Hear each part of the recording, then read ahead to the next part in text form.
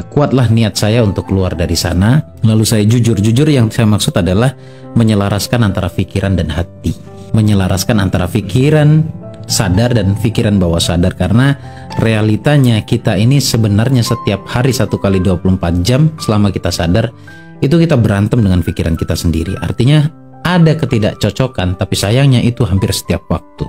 Pikiran saya mengatakan A, hati saya mengatakan B. Contoh konkretnya, kalau pikiran saya karena terbelenggu oleh mental block, dikala itu ketika saya menginginkan uang 300 juta untuk bayar riba, itu hati saya menolak. Emang dari mana jalannya? Sebenarnya menurut saya itu jatuhnya pada was-was. Saya banyak minta ampun kepada Allah karena saya sudah sebenarnya pada intinya juga meragukan Allah di kala itu. Jadi saya jujur, saya coba nyamankan hati saya coba tenangkan hati saya, kemudian menangislah saya di sana bahwa saya ternyata sudah berdosa.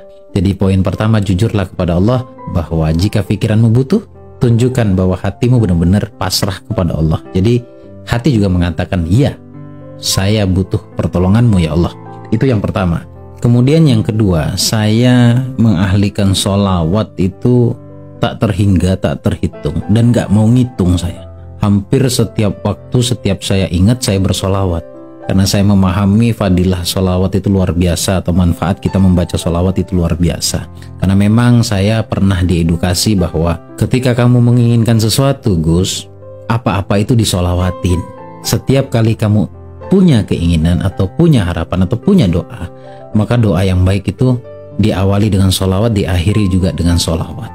Jadi saya mendawamkan sholawat itu hampir setiap kali saya ingat. 1 kali 24 jam selama mata saya terjaga, pikiran saya masih ingat, saya ulang-ulang itu sholawat. Dan bahkan kalau saya diam sendiri, saya lafalkan itu. Allahumma sholli ala sayyidina Muhammad wa ala ali sayyidina Muhammad. Sampai pada akhirnya, seperti terkesan terkecoh pikiran saya. Hati saya terkecoh, seakan-akan saya tidak merasa punya hutang. Saya meyakini bahwa ini adalah fadilah dari sholawat. Saya meyakini bahwa Allah yang merubah saya melalui karomahnya sholawat di dalam hati saya.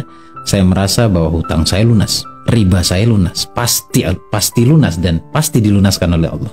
Entah kenapa di dalam hati sangat yakin, dan pada akhirnya tekanan mental saya itu berubah menjadi let go, berubah menjadi ya udah deh, biar nanti Allah yang urus. Intinya saya terus bergerak, saya tidak diam. Jadi sabar itu bukan diam, sabar itu bergerak. Karena pasrah dengan putus asa itu sangatlah berbeda, tipis perbedaannya. Kalau saya sabar tetapi saya memilih untuk berbuat, terus bergerak, bagaimana saya bisa mendapatkan solusinya, bagaimana Allah bisa memberikan saya solusi, kemudian saya aplikasikan. Jadi yang kedua adalah mendawamkan sholawat, mengahlikan sholawat. Nggak ada patokan berapa banyaknya, sebanyak-banyaknya, dimanapun saat kamu ingat.